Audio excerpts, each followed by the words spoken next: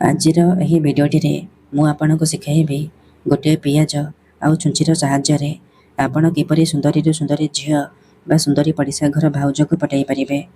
ସିଏ ଆପଣଙ୍କ ପାଖକୁ ଆସିବା ପାଇଁ ବାଧ୍ୟ ହେବ ଆଉ ଯାହା ଚାହିଁବେ ତାହା କରିବାକୁ ଦେବ। ଏହି ବଶୀକରଣକୁ କରିବା ପାଇଁ ଆପଣଙ୍କୁ କୌଣସି ପ୍ରକାର ତନ୍ତ୍ରମନ୍ତ୍ର କରିବାକୁ ପଡ଼ିବନି କିମ୍ବା କିଛି ବି ପଇସା ଖର୍ଚ୍ଚ କରିବାକୁ ପଡ଼ିବନି।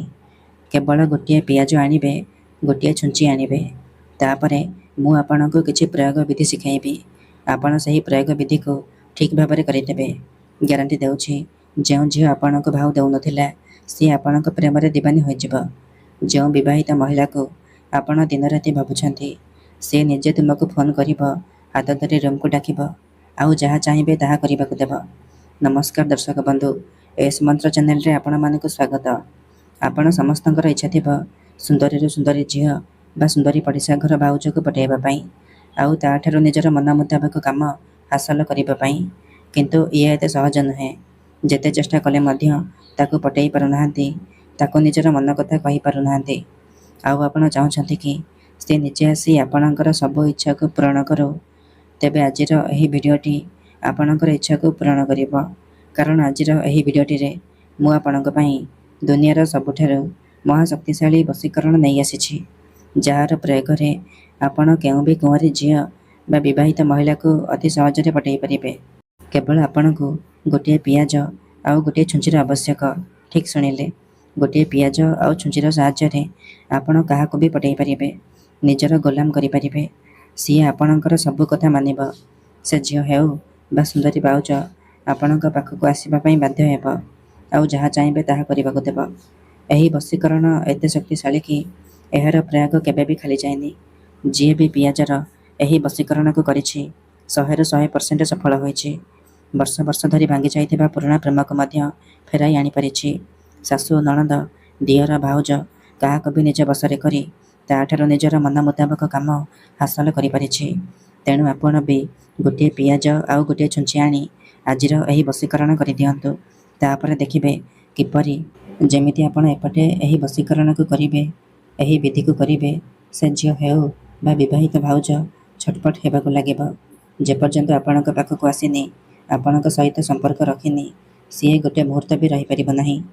ତେବେ ଏହି ବଶୀକରଣ କରିବା ସବୁଠାରୁ ସହଜ। ଏହାକୁ ଆପଣ କିପରି କରିବେ, କେମିତି କରିବେ, ଏହାର ପ୍ରୟୋଗ ବିଧି କ'ଣ, ମୁଁ ଆପଣଙ୍କୁ ଶିଖାଇବି। ସମ୍ପୂର୍ଣ୍ଣ ପ୍ରୟୋଗ ବିଧି ଠିକ୍ ଭାବରେ ଶିଖାଇବି। ଜାଣିବା ପାଇଁ ମୋର ଆପଣମାନଙ୍କୁ ଅନୁରୋଧ କି ଆପଣ ଭିଡ଼ିଓଟିକୁ ମୂଳରୁ ଶେଷ ପର୍ଯ୍ୟନ୍ତ ଦେଖନ୍ତୁ। ଅଧାରୁ ଛାଡ଼ିକି ପଳାଇଲେ କିମ୍ବା କାଟି କାଟି ଦେଖିଲେ ଆପଣ କିଛି ବି ବୁଝିପାରିବେନି ଆଉ ପରେ କମେଣ୍ଟ କରିବେ, ଗୁରୁଜୀ ଆପଣଙ୍କର ବଶୀକରଣ କାମ କରୁନି। ଦେଖନ୍ତୁ, ପିଆଜ ଆଉ ଛୁଞ୍ଚିର ଏହି ବଶୀକରଣ ସବୁଠାରୁ ଶକ୍ତିଶାଳୀ ବଶୀକରଣ। କିନ୍ତୁ ଏହାକୁ ସମ୍ପୂର୍ଣ୍ଣ ବିଶ୍ୱାସ, ନିଷ୍ଠା ଆଉ ଏକାଗ୍ରତାର ସହିତ କରିବେ। ଦେଖନ୍ତୁ, ମୁଁ ଆପଣଙ୍କୁ କହୁଛି, ଯେଉଁପରି ଆପଣ ଭଗବାନଙ୍କୁ ମାନୁଛନ୍ତି, ଭଗବାନଙ୍କ ଉପରେ ବିଶ୍ୱାସ ରଖିଛନ୍ତି, ନିଜର ସବୁ ଦୁଃଖ, କଷ୍ଟ, ଅସୁବିଧା ଭଗବାନଙ୍କୁ ଜଣାଉଛନ୍ତି। ଯଦି ସେ ଅସୁବିଧାର ସମାଧାନ ନହେଲା ତାର ମାନେ ନୁହେଁ କି ଭଗବାନ ନାହାନ୍ତି। ସେହିପରି ତନ୍ତ୍ରମନ୍ତ୍ର ହୁଏ, ବଶୀକରଣ କାମ କରେ। କିନ୍ତୁ ଏହାକୁ ଆପଣଙ୍କୁ ସିଦ୍ଧ କରିବା ପାଇଁ ପଡ଼ିବ। ପ୍ରୟୋଗ ବିଧିକୁ ଠିକ୍ ଭାବରେ କରିବା ପାଇଁ ପଡ଼ିବ। ମୁଁ ଆପଣଙ୍କୁ ଯେମିତି ଶିଖାଇବି ଆପଣଙ୍କୁ ମଧ୍ୟ ଠିକ୍ ସେହିପରି କରିବା ପାଇଁ ପଡ଼ିବ। ତେବେ ଯାଇ ମୁଁ ଆପଣଙ୍କୁ ଗ୍ୟାରେଣ୍ଟି ଦେଉଛି, ଆପଣ ଯେଉଁ ଝିଅ ବା ମହିଳା ଉପରେ ପିଆଜର ଏହି ବଶୀକରଣକୁ କରିଦେବେ, ସିଏ ଆପଣଙ୍କର ଗୋଲାମୀ କରିବ।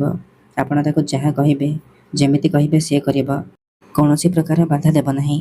ତେବେ ଏହି ବଶୀକରଣକୁ ଆପଣ କିପରି କରିବେ, ଚାଲନ୍ତୁ ଜାଣିବା।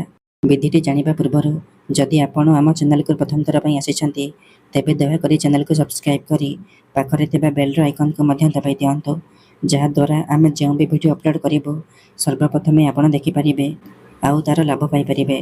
ତେବେ ଚାଲନ୍ତୁ ଜାଣିବା ଏହି ବଶୀକରଣକୁ ଆପଣ କିପରି କରିବେ। ମନେ ରଖନ୍ତୁ, ଏହି ବଶୀକରଣ ବିଧିକୁ ଆପଣ କେବଳ ଶୁକ୍ରବାର ଦିନ କରିପାରିବେ। ରାତିରେ ଶୋଇବା ପୂର୍ବରୁ କରିବେ। ବିଧିଟି କରିବା ପୂର୍ବରୁ ଭଲ ଭାବରେ ହାତ, ଗୋଡ଼, ମୁହଁ ଧୋଇକି ସଫା ବସ୍ତ୍ର ପିନ୍ଧିକି ନିଜ ବିଛଣା ଉପରେ ବସିକି ଏହି ବଶୀକରଣକୁ ଆରମ୍ଭ କରିବେ। ମନେ ରଖନ୍ତୁ, ଏହି ବଶୀକରଣ ହେଉଛି ମୁସଲିମ ବଶୀକରଣ।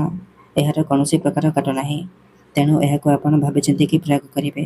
ତେବେ ଚାଲନ୍ତୁ ଜାଣିବା ଏହି ବଶୀକରଣକୁ ଆପଣ କିପରି କରିବେ। ମନେ ରଖନ୍ତୁ, ଏହି ବଶୀକରଣ କରିବା ପାଇଁ ଆପଣ ଗୋଟିଏ ପିଆଜ ଆଣିବେ, ଗୋଟିଏ ଛୁଞ୍ଚି ଆଣିବେ ଆଉ କଳା ରଙ୍ଗର କଲମ ଆଣିବେ। ଏତିକି ଜିନିଷ ଆଣିସାରିବା ପରେ ନିଜ ବିଛଣା ଉପରେ ଆପଣ ବସି ପଡ଼ିବେ। ଧ୍ୟାନ ରଖିବେ ଯେମିତି ଆପଣଙ୍କୁ କେହି ଦେଖିବେନି କିମ୍ବା ଡାକିବେନି।